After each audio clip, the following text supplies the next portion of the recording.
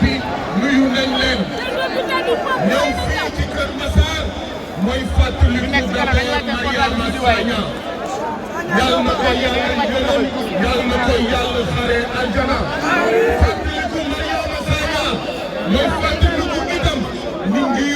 nguuru Macky Sall amul justice amul paix ndaxte dañ fii rey ay jigéen depuis ay at faale wuñ ñu waxuñu kat moo ko rey waxuñu en fait mbir mi naka la demee et donc réew bu ñu buggee mu am jàmm ak salaam foog ñu doxal yoon xanaa Mariama Sagna du jigéen ñu ñuy tànkal assemblée nationale te ñu wax jigéen xanaa Mariama Sagna du jigéen fàttaliku Mariama Sagna ak liñ ko def nu mu ñaawee ba tey dara leerul mooy fàttaliku tamit mboolem doomu Sénégal ñi nga xam ne dañ leen rey dañ leen góom te muccul fenn Pape Sarr commissariat Thiaroye ñu taal ko ba mu xam amul justice amul paix Elimane Touré commissariat bu Port ñu rey ko muccul fenn ak ñeneen donc yoon bi réew mi foog ñu teg ko ci yoon waaye ñëw fii Kër Massar mooy fàttaliku ne jamono ji président Macky Sall dafa bëgg a liquider politiquement Ousmane Sonko ndax di ngeen ko nangu ndax di ngeen ko seetaan président Macky Sall dafa def sondage mu ne ndax bu ma demul élection Ousmane Sonko dem élection kan mooy gagné sondage yi ne ko Ousmane Sonko mooy gagné dès le premier tour. Deuxième sondage mu ne ndax man Macky Sall bu ma demee élection Ousmane Sonko dem élection lan lay joxe ñu ne ko Ousmane Sonko mooy gagné dès le premier tour. Macky Sall ànd ak doxande bi ne foog mu faagaagal Ousmane Sonko foog mu liquider ko. ñun ñoo réunion fii dama bëgg ñun ñëpp ñu ànd wax ak Ousmane ne ko Ousmane wuyu ci woo wuyu ci woo wuyu ci woo wuyu ci woo wuyu ci woo wuyu ci woo wuyu ci woo kenn lay daanele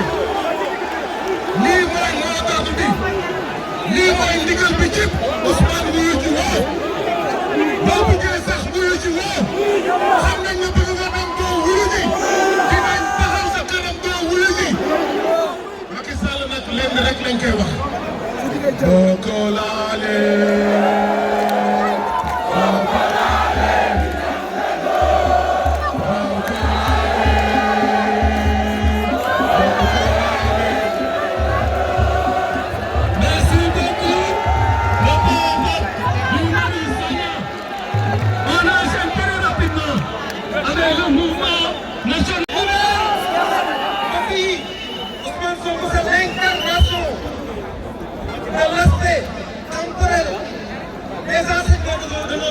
li ñu Sëriñ Tuubaa jàngal ci ngor ak diine li ñu Alxaaji Malick jàngal ci ngor ak diine li ñu Mame Abdoulaye Niass jàngal ci ngor ak diine jëmm ji koy incarné mooy le président Ousmane Sonko. Et puis le Sénégal est réputé être un peuple lâcheur ñun ñoo xamante ne saa yu méttee ñu daw ñoo seetaan Mamadou Dia ba mu sax ñoo seetaan Cheikh Anta Diop ba mu sax ñoo seetaan Omar Blondin ba mu sax tax nga ñu di seetaan le président Ousmane Sonko.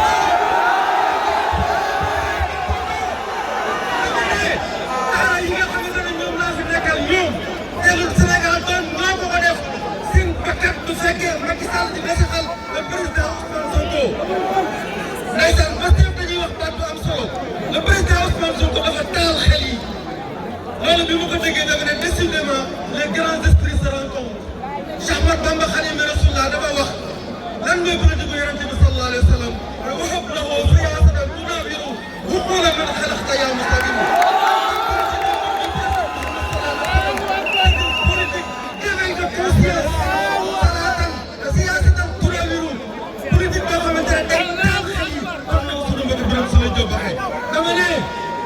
dama ne Sénégal résistance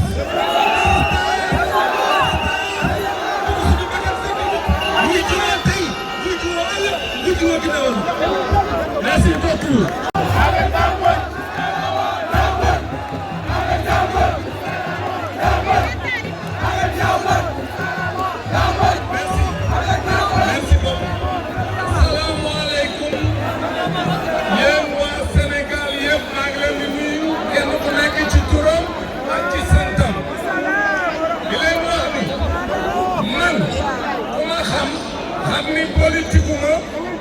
dëkk laa mos a taxaw ba ma nekk tout tànk ba ni ma toll nii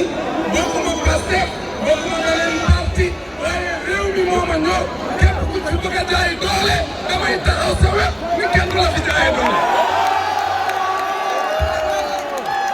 dama ni buñ ko tegoon ci yoon seen dossier tappale bi section de recherche sax waru fa woon a génn dañ day dem instruction kon nag seen tappale yi duñ ko nangu tey duñu ko nangu ëllëg soo ko demul kenn du bougé suñu bëggee jàmm su fekkente ni Macky Sall dafa bëgg a yeggale nguuram ba 2024 mooy na bàyyi jëmm ji muy Ousmane Sonko.